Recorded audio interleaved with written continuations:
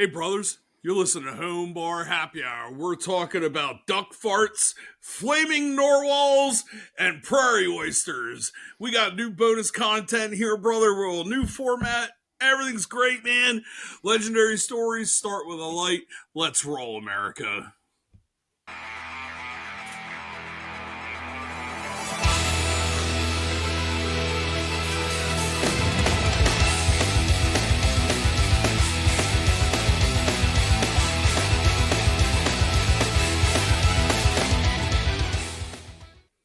All right, let's roll indeed. Hello, everyone. Welcome to the Home Bar Happy Hour. We bring happy hour to you every other Friday at 5 p.m. We hang out and have a happy hour. Feel free to chat in on the YouTube premiere or leave us a comment of something you think is cool.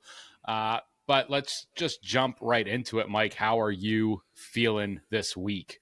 I'm doing great, man. I feel like it's been forever since we've done an episode, man. I'm glad that we're back at it. And we got some new back content. In the saddle. Yeah, new content. We're changing it up, man. We both felt like we've gotten too dry. Yeah. And we wanted to change it up a little bit and get more in tune to what our name is, Home Bar Happy Hour. Sure. So, but I guess we could start it off. Are you all good with that, Joe? Yeah, just jump into it. You want to kind of explain what we're gonna do today, and then jump right into it.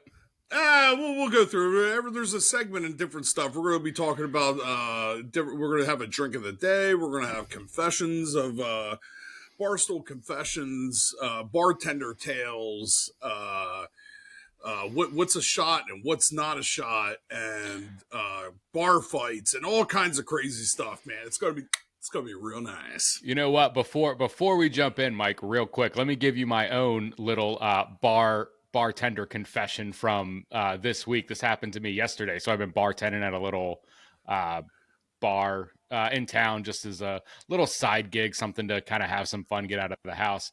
And it's like 4:00 in the afternoon yesterday, pouring down rain. I got 3 or 4 of my regulars in, nothing crazy.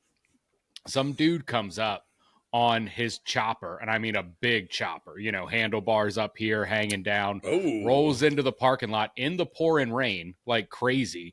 And I'm like, dude, this guy's an idiot. Like, who's out here driving a motorcycle in the pouring rain, stopping at a bar? He walks in, doesn't say too much, sits down. He's like, hey, can I get a double Crown and a Guinness? And I'm like, that's an odd combo, but go for it. So I pour it out, give it to him. He starts drinking. Man, he takes like one sip, and I notice this guy is absolutely hammered.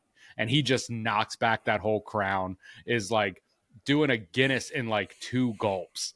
And I'm like, oh no, I can't serve this dude anymore. It's 4:00 in the afternoon. This dude's about to go get on his motorcycle and drive away. I'm gonna have a death on my hands. Like, so he finished his drink, and I'm like, yo, man, how about I get you some water? And he's like, oh, that's probably a good idea. So I gave him some water, let him annoy all of my regulars for about 10 minutes, and then he's like, I think I'm gonna get out of here. I'm like, I think that's probably a good idea, man. Maybe you should head home.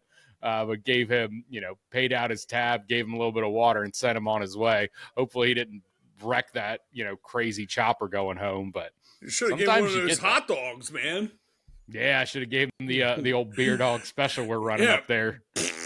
Yeah, we run the Phillies games at $1 dogs every Philly game. So that's the place. That'll rumble the chambers.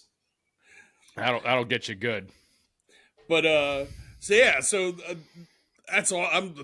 Dude, I can't even imagine being a bartender and like just being low key, and all of a sudden you see somebody bringing in on his big old hog, and he's like, "Hey man, let me get a shot. We get a shot." What did he say? What did you say he had a shot of? He had a double Crown, and then he had a Crown and a Guinness. And a Guinness. Like, what a crate. Like, dude, talk about the worst Boilermaker known to man. You know what I mean? Does he hate an his Irish life? Stout and a Canadian whiskey? Like, dude, what are you doing? I mean, I guess it could have gotten worse. I mean, he could have asked for like a Jameson Black or something. I mean, even that makes a little more sense, right? You're sticking with like an Irish theme. Yeah. You know what I mean? Like, typically people want like a Bailey's or something. They could do a Dublin drop or something in there. I would just walk in there and just ask for that. Was he stumbling around? He was, yeah. Like, he didn't stumble when he came in. He just came in, like, sat down and acted real chill. I don't know if I'm assuming I wasn't the first bar he went to. He probably got kicked out of the last place he went. And he decided he'd sneak on in. And it's, we're a craft beer joint, right? We got like 30 beers on tap. So I'm usually getting customers that come in, drink like 2 beers over the course of an hour and a half, these high percentage Johns. And, I'm not used to guys down in double crowns and then, drinking their Guinness in 2 sips, but it's a good time. Yeah. Well, I mean, I'll take only on St. Patty's Day will I do a Guinness with 2 sips, but it's just like one and done. That's it.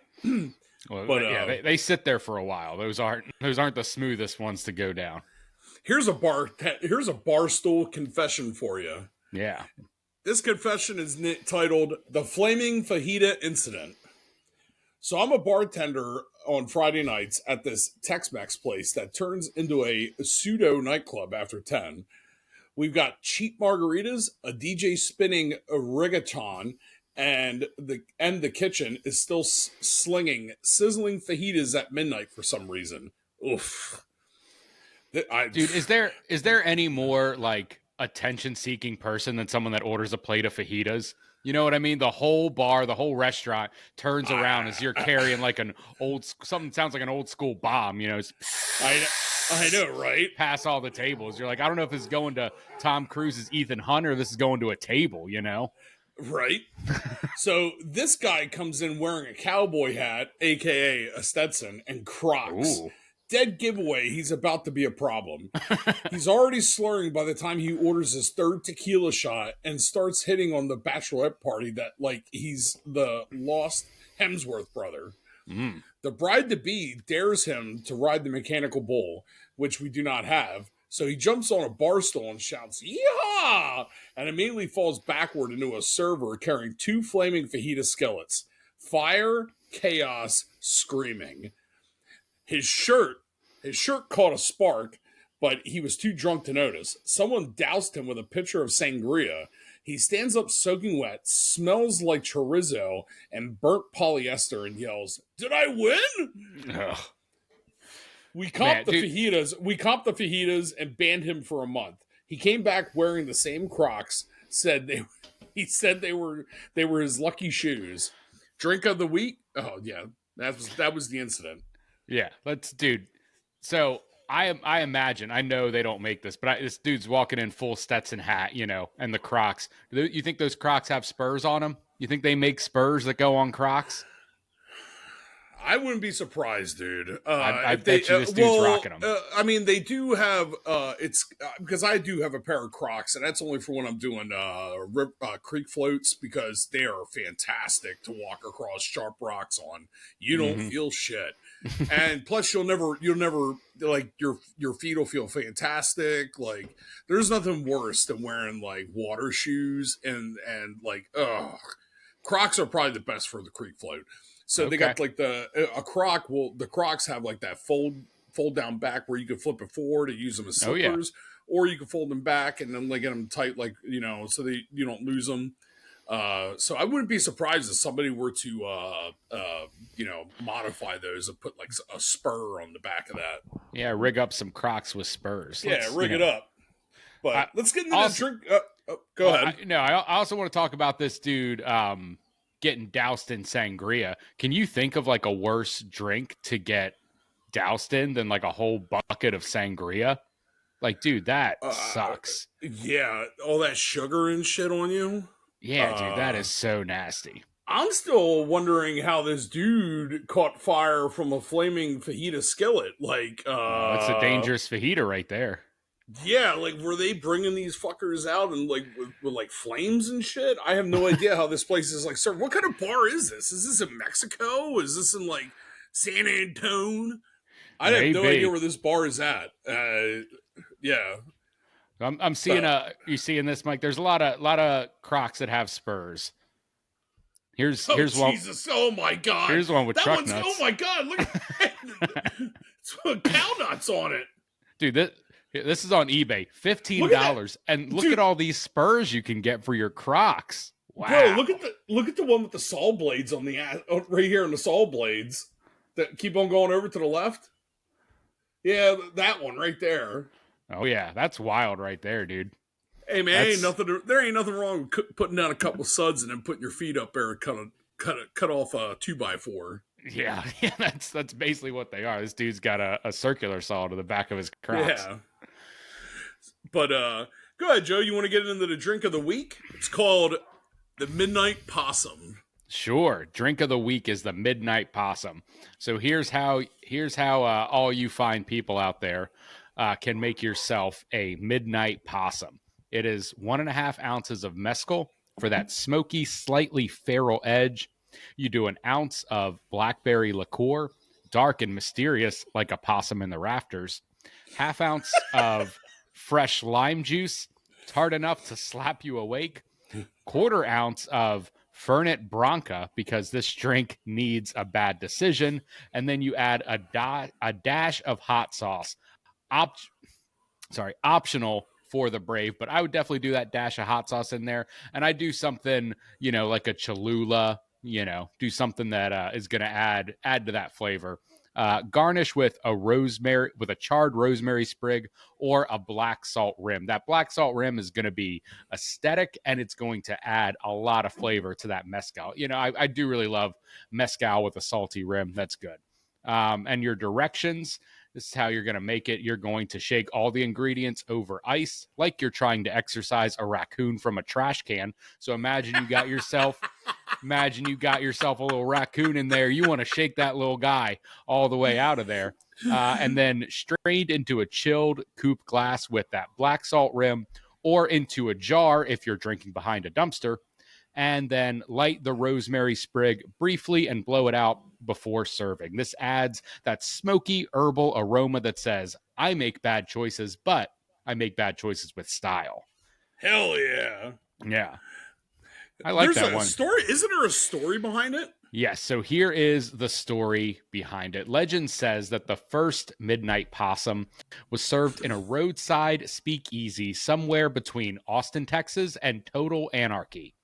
A bartender found a possum in the liquor store one night, passed out on an open bottle of mezcal. And raccoons can do that because they have the little thumbs. If you've ever seen a raccoon, they got those little scary thumbs. So they can pick up a bottle of mezcal. Inspired and maybe slightly afraid, this bartender created this chaotic masterpiece to honor the spirit animal of late night drinkers everywhere, confused, determined, and likely to fight when cornered.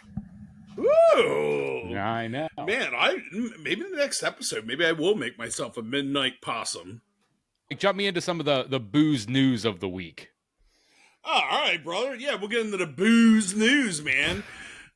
Wisconsin man declares independence, founds micronation in a dive bar bathroom. In Green Bay, Wisconsin, a 42-year-old man named Kenny Stash Wilkins reportedly declared the men's bathroom of Slick Jimmy's Bar and Bait Shop an independent nation late Saturday night after 6 high lifes, 3 picklebacks, and a profound distrust of zoning laws. Witnesses say Kenny barricaded himself in stall 2 with a roll of duct tape, a plunger, and an American flag beach towel. He emerged 45 minutes later shirtless, holding a cocktail umbrella as a scepter, and announced the formation of, quote-unquote, the Sovereign Republic of Stalvania. Stalvania. Man, this guy is having a better. This guy's having a great night. The 6 Miller High Lifes, 3 picklebacks. He's doing the Lord's work out there. The bar staff allowed the event to continue, citing quote-unquote zero surprise, and noting that Stalvania is now the 3rd independent nation to emerge from their premises this year. What? Local authorities negotiated a peaceful end to the succession using a bratwurst and a promise not to revoke his darts league membership. What the fuck? Yeah. Hey, I know a lot of dart league players. Those guys are high life drinkers, so this tracks, right? Like they're down in high lifes and they're slinging darts. That's the life for them. It's the life they've chosen, or maybe it's life that's chosen them. I feel like I've had High Life before. Very, very foamy. You don't like? I love High Life. High Life is the only like light beer that I can drink, and I can drink like But High 100 Life High isn't a Lifes. light beer; it's the champagne of beer. It is. It is It's champagne. it's almost like a Modelo or a or one of those. Let me get one of those Stella Artois. Yeah, I'll tell you what. When me and my wife first moved into this house, it was maybe like a couple weeks after. It was a nice Saturday. I went out to the liquor store and I came back, and she was like, what'd you get?" And I was like, "Oh, I wanted to get us something special, to celebrate a first nice weekend here in the house. I got us some champagne." And she goes, "Really?" And I pulled out a case of Miller High Life, and I said, "Hell yeah, baby, we got the champagne of beers right here. We're gonna crush these bad boys." I had a. It was probably because I had a bad experience. Back in my college days, I remember. It was like, I think it was like a Sunday morning. Yeah, it was definitely a Sunday morning, and it was like like late winter. I think it was in like March, like right around there, like the end of winter, Yeah. and like I'm like drinking like coffee, and I said to my roommate, and I'm like, dude, I got like this bad vibe, like something is about to happen. And I'm just like, I don't know, man. We had the blinds like closed and shit. And I just like peer through the fucking blinds through the parking lot. And here, all of a sudden, this is some crazy shit. I see my two best friends drunk as a skunk with a quarter barrel of fucking. I had, at that time, I didn't know what it was. Yeah. It was High Life, and they were coming over because they knew I was over there, and they were like, "Oh man, let's go get fucking Gus." Yeah, that's incredible. Dude, That's a good friend right drunk. there. They come over stumbling, and like that keg, that quarter barrel was not on ice. It was fucking warm, and they're trying to kick it. And I'm like, and they're trying to play beer pong at like 10, 11 o'clock in the morning. Sure. And I'm just like, does. I'm trying to do it too. I mean, like, I'm all about it, but then I'm like drinking it. I'm like, oh, it's too fucking foamy, and it's like fucking warm. And so you had a bad experience with some High Life. You need the cold, crisp boy right out of the fridge. And if they would have came over with a kiddie pool and a couple bags of ice, threw that bad boy in there, you would have had a much better experience with Miller High Life. Bro, this is college, man. Like, dude, it's just like you bring in any fucking goddamn alcohol, we're gonna fucking drink it. But man, we started, man. We got fucking so drunk. And well, we finished that. Obviously, I said to him, I was like, what inspired you to purchase a Miller High Life keg? And was it on sale? And he's like, no, man, I just want a Miller High Life. What made you think that everyone else wanted Miller High Life? I was like, let's just not get fancy next time we get kegs. Let's just get like fucking just the lowest of the low. Key Light or Natty Light. Like that's I don't know, what man. We drank. That's what we drank. Oh, and if we were drinking on it by yourself, like some of the guys would get like 12 packs or a case of like those two. Me and the other guy, James, aka Jimmy, we would always get Carling's Best Black Label Lager. Man, you get a fucking 25 pack of that for $11.70. It was like 11. We were bitching because it was always going up a little bit. We would always bitch to the distributor, especially Jimmy. What the fuck's going on? It was 11.34 last week. Now it's up to 11.75. I want to share some photos of a friend of the show, Rob. Here's him stacking a couple High Lifes on a nice Saturday afternoon. How come Rob doesn't do this around us?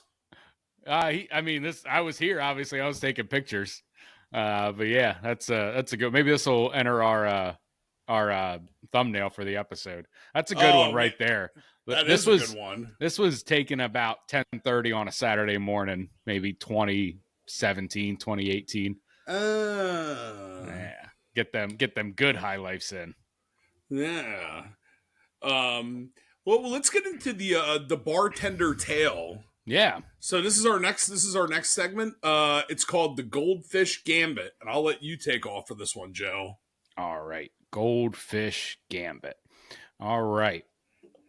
So it was a slow Tuesday night. This is from the bartender telling this tale. So he tells it as him or her. I don't actually know yet. It was a slow Tuesday night. I'm working at this neighborhood bar where the regulars drink whiskey like it's medicine and argue about aliens. Sounds like a good bar to me. Sounds like a good fucking topic. Yeah. Around 10 p.m., this guy walks in carrying a fish bowl, like an actual glass bowl with a goldfish in it. He sits down, sets it gently on the bar, and says, "A round for me and my boy, Carl." I'm thinking he's joking, so I pour him a shot and give him a little laugh. He gets dead serious and says, "Don't disrespect Carl. He's had a rough day." The man proceeds to sip bourbon, occasionally tapping the bowl and whispering to the fish like they're planning something. Half an hour in, he tries to order Carl, this is the goldfish, a shot of Fireball. I tell him I'm not serving cinnamon whiskey to a fish. He storms out yelling, "You've lost a damn good customer," and his emotional support fish. The kicker? He left the fish. Carl then lived behind the bar for 3 months and he outdrank most of the regulars. So Whoa. Carl, it seems like, was not doing great in life. This is a man who talked to goldfish and then tried to get them drunk and treated this goldfish like it was his best friend until his goldfish Carl meant nothing to him and he just left him alone in the bar. So do not be like this man who doesn't have a name. I don't understand what the beef is behind it. It's just like, dude, if he's paying for it, go ahead and take the here. Yep, here's a shot. Kill your fucking fish. I don't know. I don't know if I want a dead fish's hand on life on my hand, especially Well, after that's I all knew. right. Just come on, man. Are we getting down to like we're pitiful about fish? I mean, after I knew its name, if it was just a regular goldfish, whatever. But now this is a Carl. You know, maybe Carl's got a wife, a little school of, goldfish children, and I'm just here murdering the fish. The only thing you guys should be caring about is fucking cold hard cash. I mean, yeah. If he wants to piss that fucking money away and dump it into that fucking fishbowl, and that's on him. This man also then lived behind the dumpster of the bar for the past 3 months. No. So he might not have had the money. It was not him. It was the fish. Oh, that's true. They took Carl the fishbowl. Yeah, the fish. They put the fish out back. Gotcha. Yes, that makes sense. They were feeding the fish, trying to kill it. Yes, outdrank most of the regulars. Yep. God, so, can you imagine? Can you imagine what alcohol was given to that fish for 3 months? What kind of alcohol does a fish like? I'm assuming something clear so they can see, No, I guarantee they weren't giving him anything that he likes. I guarantee they were trying to kill it. I guarantee they were just giving, like, skunk fucking beers. Like, and all they were just dumping all the fucking alcohol that people leave behind into a pitcher and dumping the pitcher into the fishbowl. He's just getting trash cans all night. Poor Carl. What a bummer. Absolutely. Yeah. See, now I feel even worse for this goldfish. I don't feel bad for any goldfish. Maybe for Carl. But this is our next segment. We're called the Bar Fight Breakdown. All right. The title of this is called The Great Karaoke Brawl of 22. The setting? A small-town Irish pub with a broken air condition and a karaoke machine that only played songs from the early 2000s. The time? 11:47 p.m. on a Thursday. It's always a Thursday. Yeah, Thursdays are the night where. Here's the thing about Thursdays, right? You can go out drinking on a Thursdays, and they have specials that start at you got happy hour starting at like 4, and then a lot of times they'll have special starting at 6. Maybe they'll have some type of event. So you can go into a bar on Thursday, and you can get pretty tipsy, a little drunk off of just their specials, and then you think to yourself, it's 9, 10 o'clock at night. I should probably get home, but I'm having too much fun, and all I got to do is make it through work tomorrow. No one wants to work on Friday. No one wants to be there. You can be hungover at work on a Friday. Being hungover at work on a Tuesday, that's brutal. You got 3 more days left of the week, but you walk in stumbling 10, 20 minutes late on a Friday, reeking a little bit of booze, ready for the weekend. No one even bats an eye. They know everyone there on a Friday is just waiting for that bell to ring and for everyone to slide down that dinosaur's neck and say yabba dabba do and get home to their Wilma. You know, that's Yep. all people want. So you can do it, friends. You can go drink on a Thursday and come into work hungover on Friday, and no one will judge you for it. Hell yeah, brother. So it was a Thirsty Thursday. The trigger, two grown men named Chad and Ronnie. Oh yeah. Both tried to cue up of course it's Nickelback. Mm-hmm. Nickelback's photograph at the same time. Round one, fight. The microphone melee. Ronnie gets to the mic first. Chad yells, "That's my song, bro!" Ronnie responds by belting, "Look at this photograph!" at full volume while staring Chad dead in the eyes. Chad rushes the stage and tackles him into a folding chair, knocking over 3 pitchers of PBR and a bachelorette dressed as a unicorn. Round 2, fight. Chairs versus dignity. Someone throws a stool. No one knows who. It hits a guy dressed as Shrek, unrelated to the fight, who stands up and yells, "I have had enough of this swamp," and just starts swinging. Now it's a full-on barroom cluster fight. Someone's shoe ends up in the popcorn machine. That's the end of round 2. Round 3, fight. Sudden truce. As security starts breaking it up, Nickelback keeps playing. The entire bar stops. Everyone, bloodied and breathless, sways and sings the chorus together. And what the hell is on Joey's head? Aftermath. Chad and Ronnie became best friends. The Shrek guy left with the bachelorette. Good for him. Karaoke night was banned for 2 months. That is good. Hey, Mike, look at this photograph. My God. Let me stress the fact that I really have a distaste for Nickelback. Really? You hate the back, huh? Yeah, I'm not a big fan. I'm not a huge Nickelback fan either. No, I saw Creed last summer. That was fine. I'm not a huge fan of any of that kind of. Yeah, Creed's fine. That butt rock, you know. Yeah. You know why they call it butt rock? I'm waiting. Because they played on those radio stations like the 94.1 WIP. We play nothing but rock, and you're like, yeah, this is just butt rock.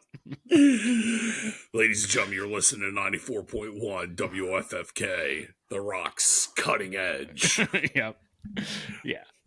Yeah. AKA, hey brothers, you listen to Home Bar Happy Hour.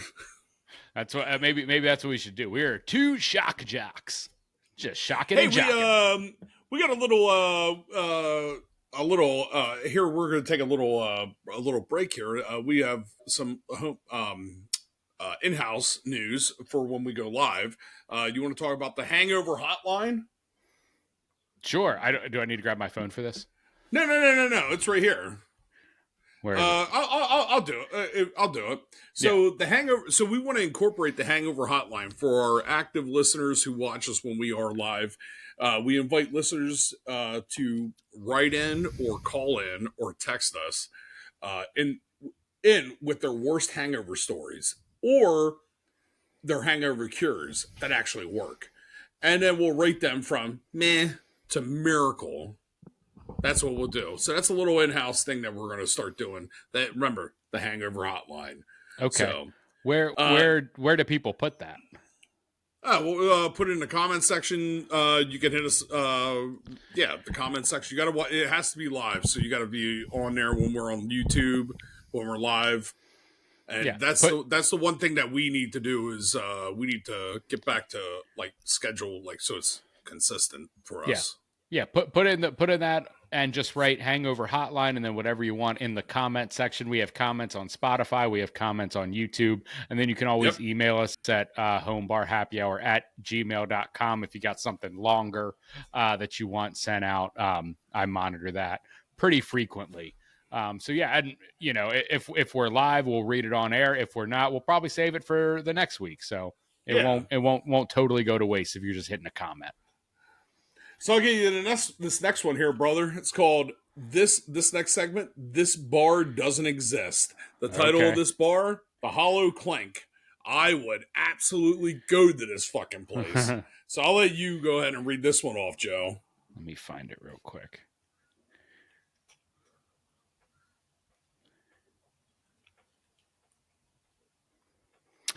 The Hollow Clink.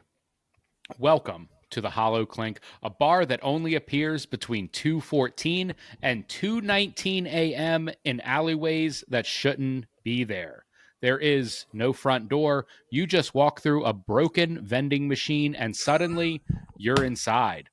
A long, dim room where the walls breathe ever so slightly and the jukebox only plays slow down versions of songs no one remembers recording.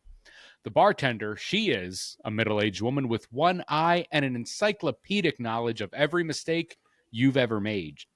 She won't judge, but she will charge you more if you lie. The specials tonight at this bar are the the regret atini. It's gin, vermouth, a splash of pond water, and a single tear, yours, that is collected in real time. The quantum negroni. Tastes different every sip and makes you briefly remember a life you didn't live. And the house lager. It's always warm, always flat, and yet weirdly comforting. The patrons, the regular at this bar, well, that includes a man with a typewriter for a head who only speaks in cocktail recipes. It also it also includes two women playing chess with a jellyfish and a raccoon wearing a tuxedo who tips better than anyone else. No one ever leaves through the same door they came in. Some say if you stay until closing, the bar forgets you ever existed. The others say you wake up in your own bed with sand in your shoes and a receipt that just says it had to happen. That's a wild fucking bar, bro. That is a crazy bar that I would love to visit. I would absolutely love to visit that one, man. Yeah, that is a wild time. I know. We're going to get into shot or not, Joe. So right. What I'm going to do in this segment is I'm going to read off the shot, and then Joe's going to guess it. Next week, we're going to reverse it around, and then he's going to tell me the shot, and then ask me if it's a shot or not. Okay. So, round one, the duck fart. Whiskey, Kahlua, and Bailey's layered in a shot glass. Shot or not? That is a shot. 100%. It is a shot. I think I've had people order it. It's a real Alaskan classic. Weirdly Alaskan? delicious. Yes. Weirdly named. Yeah. Yes. Round two. The Flaming Narwhal. Rum. Blue. Oof. Oh, man. Blue Caraco. Caraco? Yeah, I guess there is. So maybe Sirocco? Am I saying that right? You're the bartender. Rum, blue Sirocco, a splash of Tabasco, set on fire, and served with a straw made frozen celery. Wow, that actually tastes really. That sounds like really good. What do you think? Shot or not? I don't think that is a real shot, but I think that is. If that was a shot, I would take it. Yeah, I would too. It is not a shot. Yeah. Totally made up, but honestly, someone should invent it. Round three. The Prairie Oyster. Raw egg yolk, Worcestershire sauce, vinegar, salt, and pepper. Shot or not? Oh, man. God, I hope this isn't a real shot. That sounds absolutely atrocious. Is it real or is it not? It is my guess is no. Okay. Oh, no, it isn't. No, it is a shot. That's a real shot. Can you go over those ingredients one more time? Raw egg yolk, Worcestershire sauce, vinegar, salt, and pepper. It is a shot. But there's no alcohol. Not technically booze, but it's a hangover cure. People actually choke down. Also, absolutely cursed. Yeah. That sounds terrible. Round four. The slippery nipple. If you can't get this right, Sambuca and Bailey's, shot or not? That's a real shot. Yeah, it's a real shot. It's creamy and it's on everyone's I regret this list. Mm-hmm. Dude, I don't know if it's definitely not on my regret list. Yeah, you don't have any regrets. Oh no, there's harder shots that I've taken that are regretting. And then what are we on here? Round 5. Round 5. The Goblin's Toenail. Midori. Is that right? Midori, pickle juice, and crushed circus peanuts. Shot or not? Ugh, no, that can't be a shot. Not yet. But it yet. sounds like something your worst friend would order at 2 a.m. Yeah, that sounds awful. So it's not a real shot? No, it is not a real shot. Dude, imagine like someone just ordering the shot and not knowing it has peanuts in it and then getting some peanuts down your throat. Ugh, that sounds atrocious. I know, right? That's brutal. And then I'll if you would like, I can finish it off. Yeah, finish it off. Yeah. So bar myths debunked. The quote unquote tequila makes you crazy. The myth. I can't drink tequila. Last time I had it, I blacked out, called my ex, and ended up naked in a Waffle House parking lot screaming about wolves. Tequila makes me insane. The truth. Tequila doesn't make you any crazier than any other booze. It's alcohol, ethanol. Just like vodka, whiskey, or rum, the myth persists because people often drink tequila faster, think shots, with less food, and later in the night when good decisions are already off the menu. Plus, if you're taking tequila shots, you're probably in a let's get wild mood to begin with. It's not the tequila making you climb on the pool table, it's you. And the 4 vodka shots you had before it. Bonus fact, cheap tequila used to contain a lower percentage of actual agave spirit and more additives, especially mojito tequila, which might have contributed to worse hangovers. But the whole tequila equals loco thing, that's your inner chaos demon, not the bottle. I kind of agree with that because it's like, what is it? Like, when it comes to tequila, like, I will not drink anything less than 1800 or Patron. That's the lowest I'll drink. Anything less than that, fuck that. Dude, I remember in college, somebody ate the worm out of a Jose Cuervo, and I nearly fucking vomited. Yeah, because I did a shot of Jose, and I'm like, that back taste. Oh, bite, God. Yeah. Oh, it's so bad, man. Yeah. I will say tequila is my drink. So if I'm, not drinking beer, I'll typically drink tequila, maybe a whiskey every now and then, but tequila is my drink. And I love 1800. Patron's what I prefer, but I'll get some Casamigos to sip onto, something like that. But for anyone that is not a tequila drinker, for anyone that doesn't like the taste of tequila, because tequila, it's got a little harder bite than a lot of, other liquors you'll be pounding. I never see anyone who is in the mindset of making good decisions start ordering tequila shots. So that does track with what they're running with there, for sure. We got a little bit of time left, and I'd like to finish it off with a real gem of a story. This story is called, we're going to call it Stories with Joe and Gus. Joe, and we're going to call it, we're going to start calling Joe. I think we should have a nickname for you, brother. We should call you Mile High Moore. I thought just keep it with Joe. You keep trying to give me nicknames. I'm fine with Joe. I know. You're always fine. We got to get you a little, spice you up, man. I'm a chef. I like to season things, spice everything up. I like to throw some pepper on it. Yeah, I know. So the title of this story is called Feral Hogs Crash a Swingers Convention Orgy Descends into Mud Wrestling Mayhem. It was all lube and squealing until it wasn't. Sedona, Arizona. What was meant to be a weekend of open-minded exploration and art. I want to say it because he's hillbilly said it. Artisan charcuterie quickly spiraled into primal chaos after a herd of feral hogs invaded an event named Seduction in Sedona, a desert journey of tantric togetherness. Ooh. The Southwest premier outdoor swingers retreat. The event held annually on a private ranch just outside city limits was disrupted late Saturday night when approximately 30 wild hogs tore through the welcome tent, upended the sensory massage pavilion, and consumed an approximately $4,200 worth in body safe edibles. A witness said, "I thought the grunting was just the theme of music." Oh. So His many name grunts.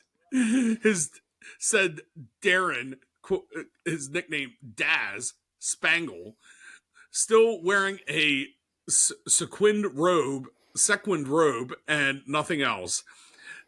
He then said, "Then I saw a hog wearing my harness and dragging my wife's boyfriend into the gift shop." Oh, this is getting in there. Yeah. Organizers blame unsecured aphrodisiac buffet. The hogs believed to be drowned in by the scent of truffled infused oysters and an experimental pheromone mist called Bear Moon Number 9. Ooh.